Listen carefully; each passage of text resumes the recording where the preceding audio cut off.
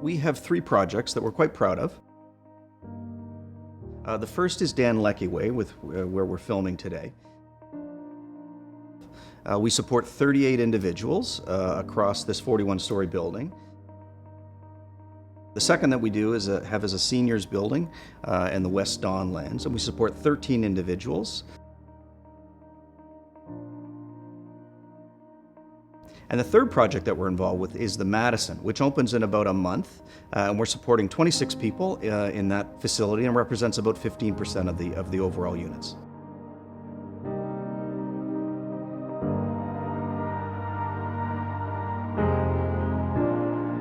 "200 Madison Avenue, it's right in downtown Toronto. It's right in the shadow of Casa Loma. It's next door to $2 million condominiums. The City of Toronto has said they want affordable housing in all areas of Toronto. And they've proven that by donating this land to us in order to make this project through an RFP process. The project was able to be built through funding from all levels of government, including the federal government, provincial government, and the city all working together. And that's what made the capital work and to come together. That we are trying to help people fulfill their hopes and dreams.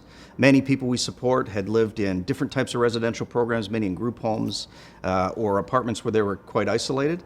We wanted to give people an opportunity to try something different, to live in a new space that was better suited to what they wanted to do with their lives.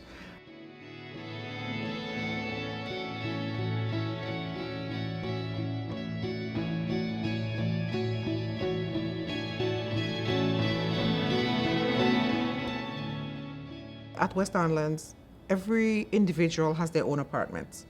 However, they still have that opportunity to do group things if they wanted to. We have quickly learned that many of the individuals who we thought would have preferred to do group activities really value their own space and privacy. And so staff go from apartment to apartment to provide support. So what this does is it provides an opportunity to provide support in a person-directed manner. It means that people are able to work on their goals with staff alone. People are achieving their goals. People are getting out. Things are planned for individuals with them only. So I have to say that the staffing model really meets the needs of the people who live at West Don Lands.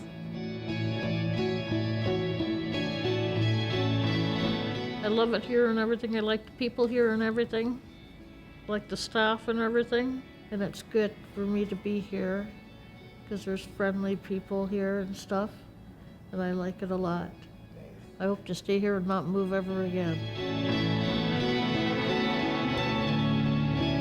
The history of developmental services is always evolving, and we're trying to allow people the opportunity to have more choice and more input and more design in how they live their lives.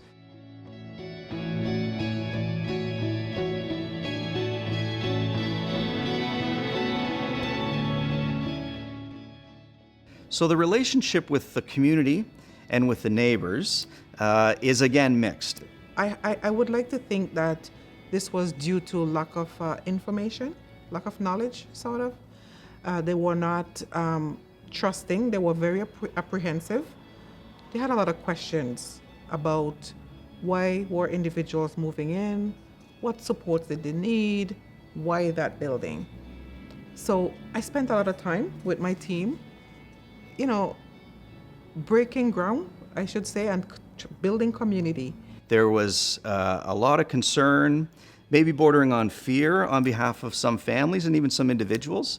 You've lived in a certain place for many years, you become quite comfortable. This was a real stretch, living in a big apartment building right downtown. What helped was really taking time to hear people's concerns, answering questions, being quite transparent around as we were trying to work through how we were going to set these homes up and make them work. As we've learned, as we've gone in with West Donlands and now with the Madison development, we've gotten better and people have become more used to what the changes are. I'm really pleased to say that the extra work that my team and I spent getting to know the residents, introducing them to the people we support, it had really maybe answered some questions, mainly confirming to them that, the individuals are entitled to living in a beautiful home, just like them. So I have to say that the relationship has changed significantly. There's a genuine interest in the people we support who live at West Donlands. If there's community meetings, we'll go. If there's luncheons, we'll participate. We'll bring stuff. We're friendly and engaging to try and warm people up. We're getting quite good at that.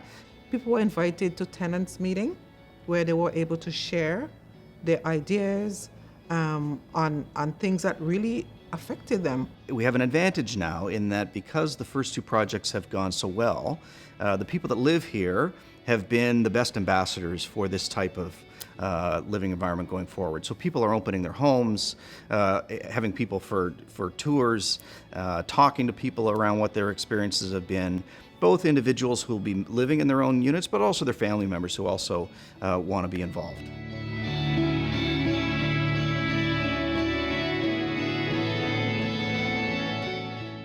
The other thing that makes this property unique is that we have 5 nonprofits working together to provide support services to their residents. We just think the more housing that's available for people with disabilities or other things going on in their lives, the better. One nonprofit, for example, required a grouping of units in a small office space for their 8 residents, which we designed for them. Another nonprofit, for example, needed, I call it super barrier free for their residents, bringing people out of hospitals, putting them in homes, and saving the taxpayer a ton of money along the way. We've had experience working with both public and private developers. Tim has been a developer who's really passionate, knows his business, and is really responsive. We found that you're able to have conversations with the developer and have sort of see things move along quicker. If things change, you can adapt and tweak things easier as you go along. So we've really appreciated our relationship with private developers. So a couple of things that I would say around being a partner with developers in this kind of project. What we needed to understand was what are the pressures and demands and needs of a developer who are going into these types of things. The nonprofit needs to understand that we are in business. We're here to build the best building we can, but we also are in business and need to make a profit. So it's communication back and forth. So there is an aspect of developing a relationship with that individual. You need to get to know them and understand what the values are and where they're coming from and vice versa. I developed 30 units of nonprofit housing at 1552 King for the Good Shepherd and for Loft Community Homes. One of their tenants came into the building and I saw her crying down the hallway, and I asked, why is she crying? And they told me that she had never seen anything so beautiful and she couldn't believe she was actually going to be allowed to live in this building. And that had a profound effect on me. And since that time, I've only built supportive and affordable housing.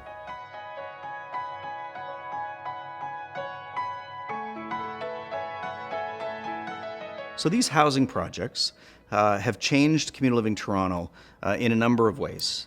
First, I would say it's forced us to make a choice around taking some risks.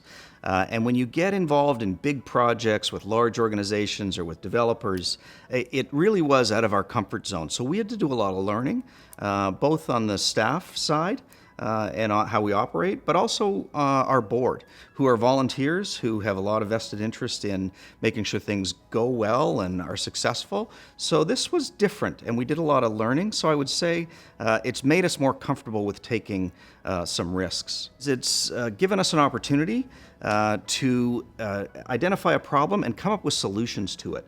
When you're in a tight housing market with increased demands for the supports that you're providing, those are hard issues to cut out of.